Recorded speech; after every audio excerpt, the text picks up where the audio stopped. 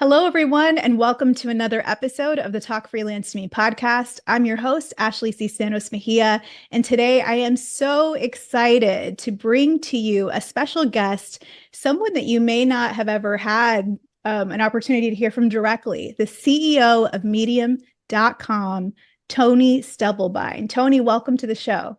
Thank you, Ashley. Thank you for having me as a guest. I'm excited. Hopefully, I can be helpful. Yes, I had the honor to experience Medium Day that you just had and got to hear your keynote address to everybody who was in attendance. And it was very cool. Under your leadership at the company, you've achieved some big milestones. I know in April you crossed 1 million paid members. How would you define Medium's identity today? Yeah, that's a good place to start. So, Medium is a blogging platform that rewards authentic writing. I want to get into what that means. This is like essentially the pivot that happened under my leadership, but it worked. And so you can count on us to stay in this direction. The benefit of focusing on authentic writing is it's this breath of fresh air for everyone, especially freelance writers, because nobody likes this grind of finding new quote unquote content to manufacture every day, right? That's not an authentic way to write. Readers will click on it. Sometimes they'll go viral and they'll click on it, which works if you're running ads, but readers aren't impressed with it. And then now with AI, that sort of daily grind approach to content development, it's just not even defensible. Now anyone can do it and it's impossible to stand out. The only way you can stand out is by focusing on quality. And the thing that makes quality is some authenticity about how you care about it or where it comes from your own life experience, right? Like the good news is we've all led interesting lives, and that can drive much better writing than the idea of just, oh, I need to manufacture an opinion today that will go viral. And like every writer that I've ever talked to that's on the content treadmill is dying to get off of it. It's just an exhausting, low reward place to live. But the internet recently hasn't really been built for quality. It's been built for attention. So for 2 years now, we've been really just laser focused on building a platform that rewards the type of writing that I think everyone wants to do anyways, and which readers are dying to read. And yeah, like that's been a stark contrast to the rest of the internet. And that's why Medium has been growing as a subscription business, is we're standing out against what the rest of the internet is doing right now. During your keynote, you also mentioned that for the first time since the company was founded, I think it was 2011, you're profitable. And that's been under the last 2 years that you've been CEO. Very cool. Congratulations. So Thank you. what does this financial milestones, new stability mean for us as writers who are putting our thoughts, our authenticity, our stories and insights on the platform? Yeah, financial stability is stability for everyone. And that's why I said it. Absolutely. Inside the company, we're over the moon. It was this team that me and the team that I've worked with for the last 2 years, this was one of our major goals for just completely practical reasons. We want to do big things. In order to do big things, we have to stay in business. And so it's a ton of work and we're all very happy, but like, why does that matter to everyone else? Well, the reason it matters is because you want to write with a company you can count on to be in business for a long time, not just be in business, but to be stable to work with, right? I think prior Medium had a little bit of history of pivots, but this is really the true for all startups. Before they have a business model that works, they're at risk for pulling the rug out from under you because they have to. You either pivot or you go out of business. And so that's why you see so many startups change their mode. But now Medium's in a different category. We have a working business. And so all of our pressure is to keep doing what we're already doing, just do it better. And I think that makes us a much more stable partner for writers, for one. And especially writing is so timeless. I think that you want to write something great and evergreen, and sometimes it can have a life on the internet that lasts for decades. And you don't want to have to move it to the hot new thing every time platforms change. So yeah, I think it's a big deal for the whole community at Medium that we are now profitable because we're, as you say, it's easier to count on us. To me, it's a very uplifting, refreshing message when you see AI and what I love AI. I use it for different things for this podcast production. For example, it streamlines things. But as a writer, it does feel a little disheartening when you're seeing even big legacy publications starting to use AI to create content, which is something that me and a lot of my listeners have done. And what you've created here, what you and your team are working on, and having all these members who are saying, we are paying Right. for good content, for good storytelling, for things that are going to make us feel something, teach us something. And you're showing that it still can be done, that there's still a Right. demand for that. And I think that's really cool because that sends a message that there is still a demand for what we do. I think that's awesome. That's absolutely. I think a lot of that message also really validates people that are hopeful that there can be better places on the internet, that the internet can be better, that writing as we think of writing still has a future and a home. That's also one of the big messages here is hope that, hey, it works. It doesn't all have to be as bad as it is in other corners of the internet. So you've done a lot of changes with your partner program and how you compensate writers, work with your algorithm, and also your internal team who looks at content and decides what to boost or what to not. Can you to walk us through some of these big changes as it relates to writers looking to earn money on the platform? Yes, as you say, we do a profit share with our authors that's really focused on rewarding the very best stories.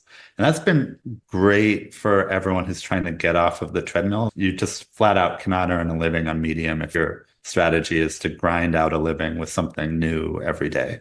It's like much more of a focus on find something that you can write about that's really meaningful and impactful. And I think that has ended up guiding writers in a different direction where they're thinking about what does their writing ladder up to. I think the most successful writers on Medium, if you're talking about financial success and I think also satisfaction, are writing often in a way that ladders up to either a book or to other employment. The people who make the most money are using writing to develop and show mastery of a topic, and then are getting paid even more for something related to that. So it's like they're a coach or they're a consultant. The people that are making the most money from Medium are all business consultants. And I think no one says that out loud. And instead, they're focused on, oh, how much does each piece get paid? It's like, no, we live in a world that will sometimes give huge rewards to expertise. And how do you develop and show expertise? Writing. It's the best way to do that. Where that kind of works with our community, with the readers, we're stewards of the money that our readers give us, is that's what they want to read. They want to hear from someone who knows what they're talking about. So we had redone all of our incentives, all of the way that our recommendation systems work to get away from algorithmic attention seeking. Algorithms are really good at spotting what you'll click on, but they're terrible at understanding whether you read something that was actually helpful to you. And that's where having topic experts in our recommendation system, fundamentally, that's what made the current Medium successful, is now we're spotting and elevating a different type of writing. And our readers love that. And I think more and more, so do our writers. Very cool. So, what strategies would you recommend to writers who want to really maximize this engagement and earnings under the new model that you have for your partners? I'm always asking freelancers to think bigger. Like, it's appealing to think that you can make a living just sharing whatever thoughts crossed your mind today, right? I think all of the freelancers that you work with find pretty quickly that's a competitive, flooded place to play, right? To succeed, you have to find a voice. Often you have to find a topic where you can be well known.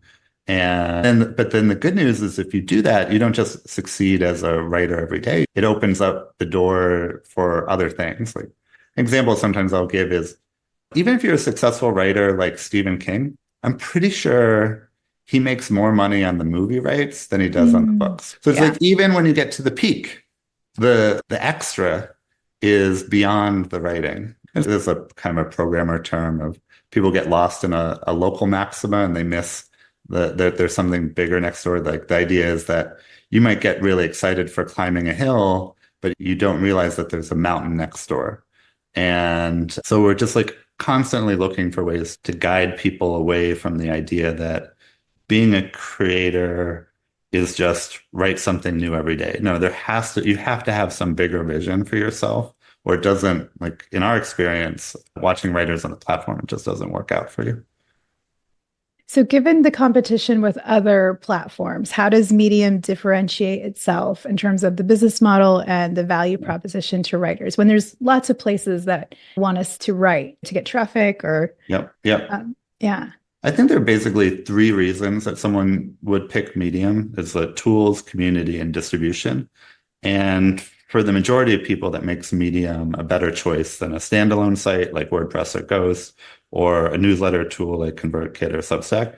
And the way I would say it is, I can almost never think of a reason that someone that's using those tools wouldn't also use Medium. But it's often the case that you're on Medium and it's not worth those other tools as well. And I think the main one is probably for a lot of people is just distribution. You're always hunting for distribution somewhere. We have a unique distribution system. Like we'll give different content distribution than like a TikTok would, right? And if you're killing it on TikTok, it might actually mean you won't do well on Medium, and that's fine, right? But if you're not doing well and you want to focus on quality and authenticity, then we're set up to reward that. At minimum, our Google ranking is way higher than your Google ranking. This is just the benefit of being a platform. We get ranked so highly in Google. So if you're trying to set yourself up as an expert, or you're using your writing to build a portfolio because you want to do freelance writing somewhere else and you want to be found, why build your own SEO credibility? Just use ours, right? A lot of people do that. And then if you want to find an audience, if you want to find a community, especially if you don't already have one, Medium has the system of publications where you can just go and submit to a publication and get a built-in audience that you wouldn't already have. And then on top of it, if you're trying to build an audience, an email list, Medium has that. Medium will collect email addresses for you. You can take those email addresses somewhere else. If you don't want to use our built-in tool, a lot of people keep their newsletter somewhere else.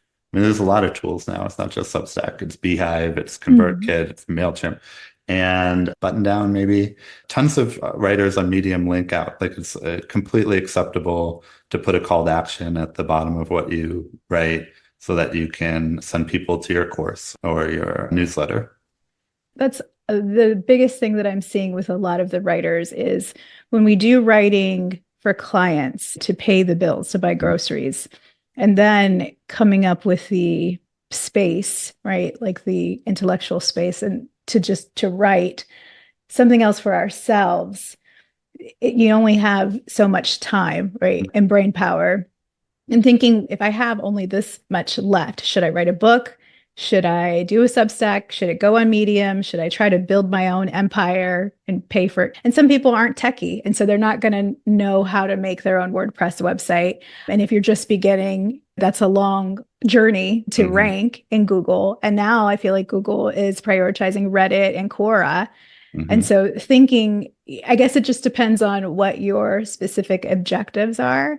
I think for writers who don't want to learn, maybe they just want to write for the sake of writing, and maybe they're not wanting to create a funnel that goes to sell digital products. They just love the writing. I definitely see Medium as a great way to jump in and to share your expertise, publish it, and reach people quickly without worrying about all the other pieces. I agree. The way we say it sometimes is you shouldn't have to learn how to be an internet hustler in order to have your writing read. Medium is a place that we just want you to be a writer. Just come be a writer and focus on that. Focus on living so you have something to write about. And I think that the best voices are often people in that category. Like someone that has mastered SEO, has mastered virality. That's all time that is taken away from the writing itself. I don't think it's healthy for the writer, and I don't think it's healthy for the internet at large, honestly.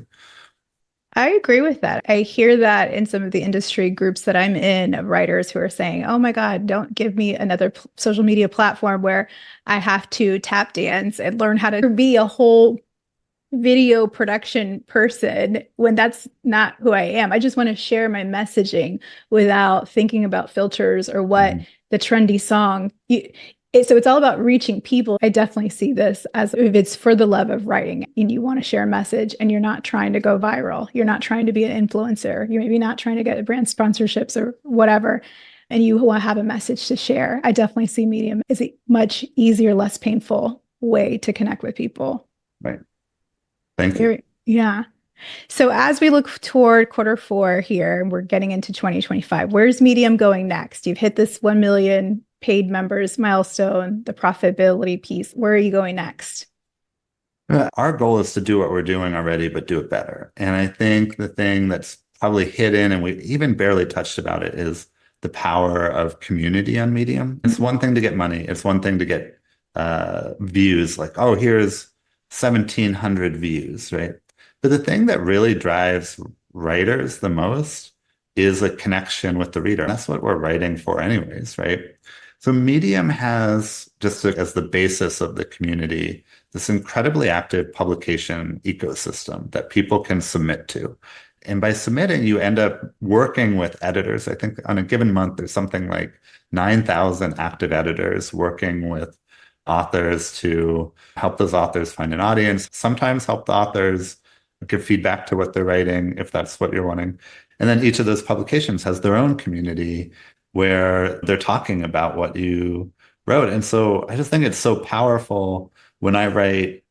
I think I judge the success of my writing so much more on the comments than I do on the number of page views, right? And that's the most direct way you realize, did I write something powerful? And I think that's the secret sauce inside of Medium. And it's a touch too hidden. And so I like a lot of our work coming forward is focused on making that more visible. And I think that's something also writers crave, is a human connection from their writing. So we're just trying to give more and more of that. I think that's exciting. I think a lot of people who are freelance, there's some folks who do something else for their 9 to 5 and they love writing. Writing is their passion. And so they have the space for it mentally because it's not tied to living, to explore more. And I think a lot of people who are freelance writers, I think they started where you're talking about, writing something that's meaningful to them and seeing it resonate and experiencing that magic, that synergy with someone, like, oh, it hit someone, and hearing that feedback and getting new ideas, that excitement, what gets us into this. And then there's other people who say, oh, can you write for me? Can you do that for me? Right. And so then unknowingly we become businesses, which is great. It can be great. But I think what I'm hearing too, as just somebody that I write for companies, I write for people, two things is going on Medium to observe what pieces are connecting, what in studying that, what is it about what they wrote, how they presented it, that elicited that engagement, because that's what we're trying to replicate for our customers. Right. And then the other piece is thinking of it as an invitation to be more playful again with our writing before it became so tied to, I have to work to pay for daycare. I have to write to pay for daycare. And that's the position that a lot of my listeners are sitting in, because it is how we make our living. And we're not working for a big media company where we have, some of us are, if you're freelancing on the side, but a lot of my audience, they're working writers. And so it's exciting to think about a place to return to what got us into this in the first place. The working the craft, an authentic place to work the craft. I think there's a real hunger for that. I was a programmer originally, and then you end up being a corporate programmer. And it's, wait a second, this was my hobby. And then I became a writer. But that really resonates with me. The other thing you said too is we're all trying to learn. What better way to learn than immerse yourself in a community of writers? There's so many communities of writers here, and around subtopics and genres, and just to learn and get inspiration from them has got to be incredibly powerful for people that are aspiring to be really successful freelance writers. Yeah, and the opportunity that you're creating on the internet to connect with people and not a search engine. not an Yes, right. algorithm. Because I think that was for many years, and maybe we're coming out of it, maybe I don't know, but it just felt initially it was you're connecting with the readers, the target audience, centering them, thinking about what's in it Yeah, for them, what matters to them. And then it also became, wait a minute, we've got to rank. So yeah, here are these keywords, stick these yeah, in there, make sure you format your writing in this way because we have to please Google too. yeah. And I think that opportunity, that invitation to just connect with real human beings again is also pretty cool. Good. Yeah. It's like job satisfaction on top of it all. We want Yeah. writers to be more successful, but also happier while they do it. That's fantastic, Tony. I appreciate your time so much today. Thank you for sharing a little update on what's going on with Medium and why writers like me, who are freelance writers, should definitely consider writing on Medium as well. Great. I appreciate the opportunity to talk to people, and I learned a lot as well. So this was great. Just so much appreciation for you and what you do to educate freelancers. Thank you.